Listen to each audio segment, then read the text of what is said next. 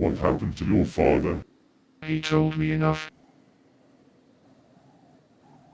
He told me you killed him. No. I'm your father.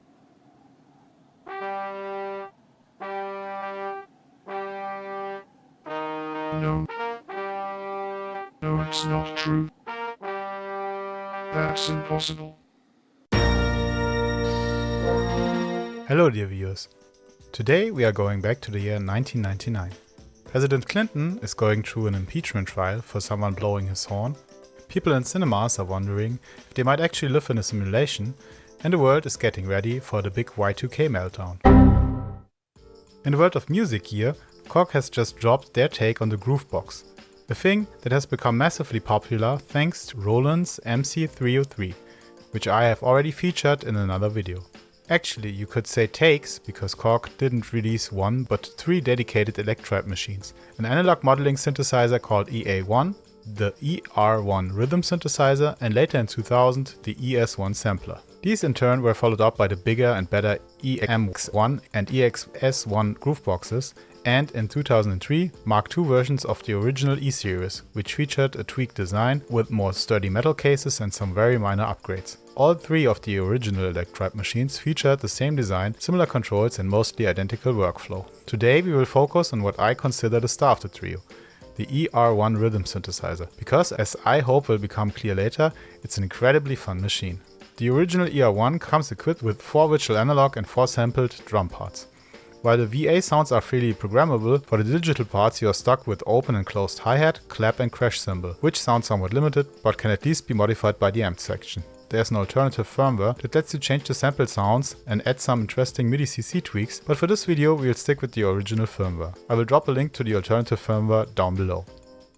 The sound engine of the VA parts itself offers a pleasantly large number of hands-on direct controls, of which some can even be motion sequenced into the individual patterns. First of all, you can toggle between sine and saw wave with the wave select button. There's a pitch knob that offers quite the pitch range and a mod section that consists of a mod type selector as well as a mod def and speed knob. The modulation waveforms range from common ones like saw and square to random and even noise for analog snare and head-like sounds. In the per sound amp section you get decay, level, pan and low boost. Playing around with these controls only can already create quite a large selection of sounds. Let me play you some of the demo patterns with the digital parts muted, for you to get an idea about the sounds you can get out of this thing.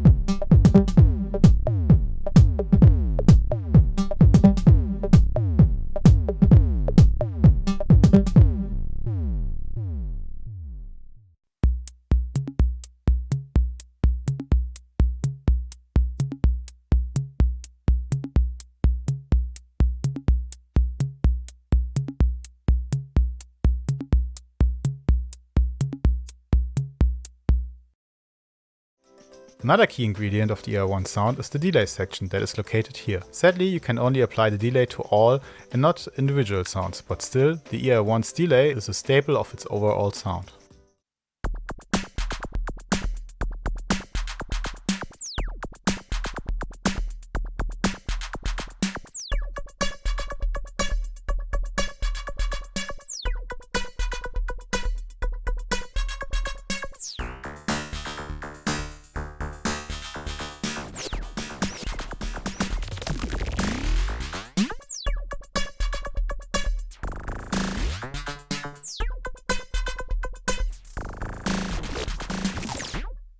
Yet another key ingredient of the ER-1 sound is the motion recording.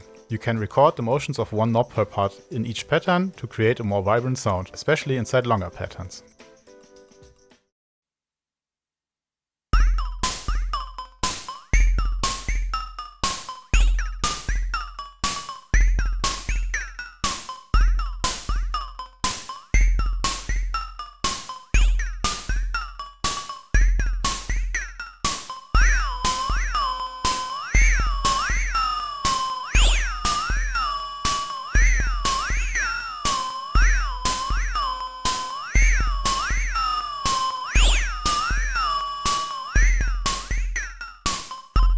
All of these sounds are of course nothing without a proper way to control and program it all. And here the ER-1 shines again, as the sequencing part was executed masterfully for a late 90s machine. You get TR-style running lights programming of running patterns of up to 64 steps, some proper swing, performance goodies like live part muting, and a very generous 265 pattern slots. The live nature of the sequencer also comes in very handy with what is probably most overlooked feature of the ER-1. It's two audio ints that come with their individual sequencer tracks. What you can do with these is apply the amp section features as well as the delay to incoming signals, and I guess most of you have used them to save on an extra mixer, if at all. The sound output of these inputs is controlled by the sequencer tracks. By setting decay times to short and typing in a nice rhythmic pattern, you can, for example, chop up some pads, old school trance music style. Or you can do this.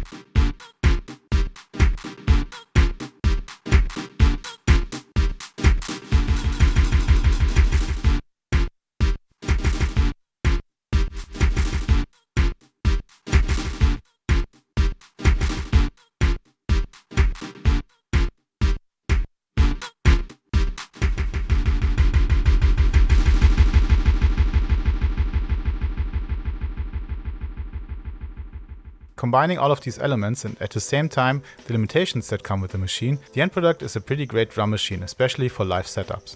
For some reason it's always easy to get some fun results out of it quickly whenever I fire it up for a spin.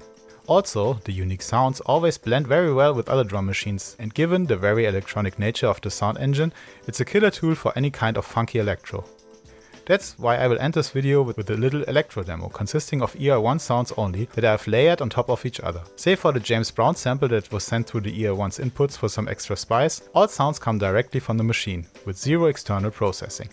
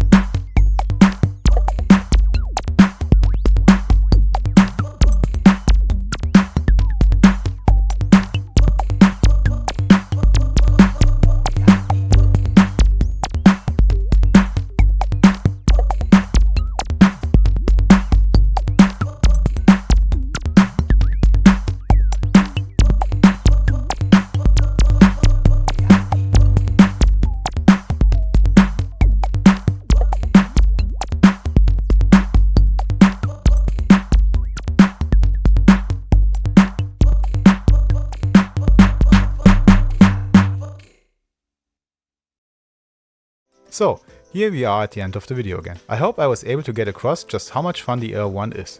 It's a concept that is so much fun that Korg has since revisited it with the Volca drum and later kind of supercharged it with a much more powerful drum look. But for me, the ER-1 still is my favorite hybrid synth drum machine thingy. It's not as punchy as the Volca drum and a lot less versatile than other machines, but somehow turned out to be a perfect balance of limitations and possibilities. So much for today, see you soon with another synth.